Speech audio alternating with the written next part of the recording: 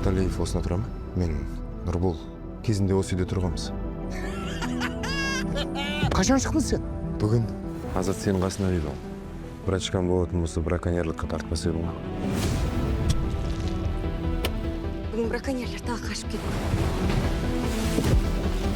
Ол жер менің жер. Балық аулағың келсе, төле.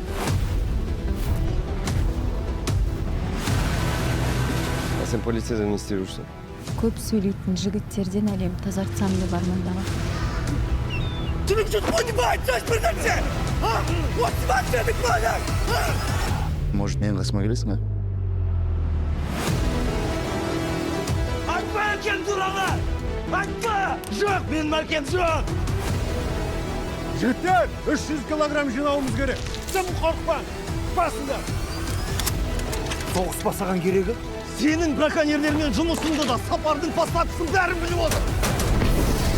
Яқта!